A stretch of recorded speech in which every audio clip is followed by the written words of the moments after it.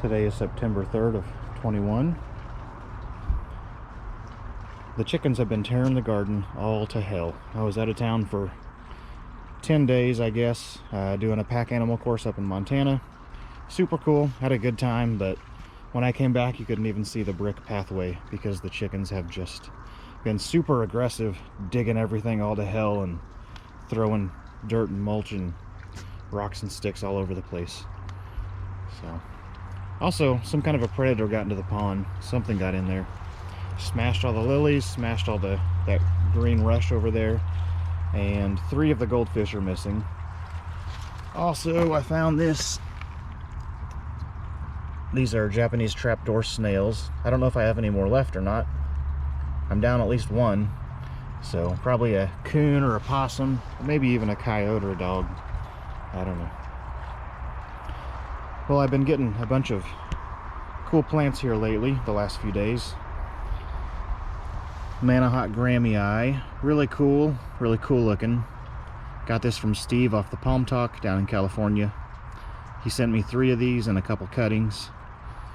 And I know they become invasive, but only if they go to seed. And they also turn into trees. I don't want it to be a tree, so I'll keep it pruned heavily to keep it shrub size and keep it from going to seed.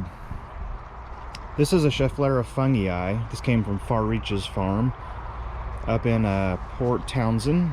I just drove up there today. I believe this also has another genus name. They have quite a few Scheffleras that have a different genus name and that don't have a species name at all.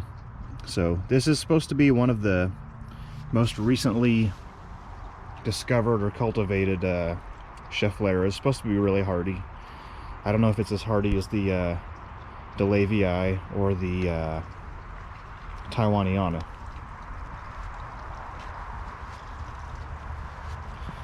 Over here I got the other things I picked up today. So all this back here is from Far Reaches Farm. I've got 3 Pteris willichianas.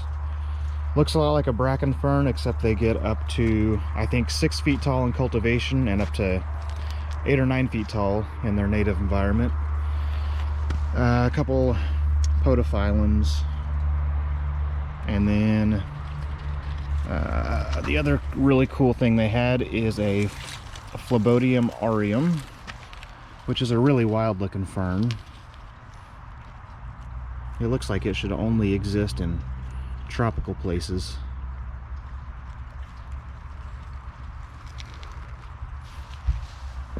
And then on the way up to Port Townsend, I stopped off in Indianola, Washington. That's where Wincliff Nursery is, run by, what's his name, Dan Hinckley, who is really cool guy. I don't know that much about him. I just know that he has done a lot of traveling in Asia.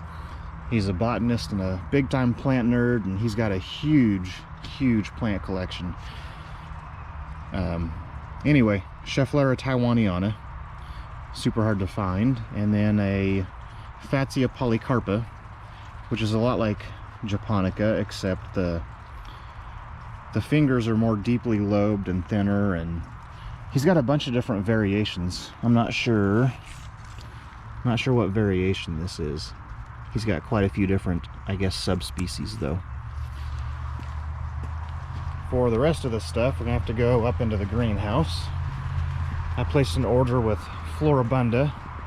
Actually, I emailed Floribunda, and the next day or a couple days later, Jeff, the owner, called me and he talked to me about palms for 15 or 20 minutes. That was really cool. So I've got a bunch of seedlings, strap leaf guys, Allagoptera arenaria, Chamaedorea radicalis. He had some Rhapidphyllum hystrix that were not on the website. I think there was one other seedling. 1, 2, 3. That's all the seedlings. Okay. And in the 4-inch pots, I've got 4 Lidocarium hoeni. I think that is the most cold hardy Lidocarium that there is. I know on the Palm Talk there was a guy who Had some Lidocarium hoenii that had seen 16 degrees. They had spear pull and came back just fine. He also recommended these Lidocarium insigne, and supposedly they're supposed to be the most hardy Lidocarium as well. I think they're from a taller mountain environment. I know hoenii stay smaller, like human size, and the insignes get really tall. They're a lot like the oh, what's the other name? The other Lidocarium, willichiana or something. They're canopy palms. And then a couple Beccariophoenix alfredii, just because Jeff recommended them to me.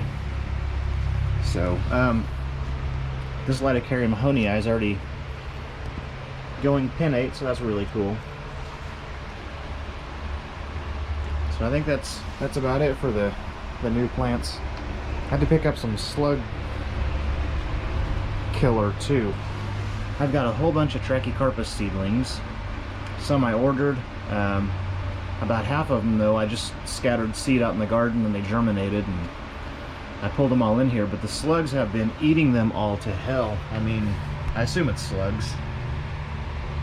They all look great, and you come in the next day and half of them are freaking gone. It's really frustrating.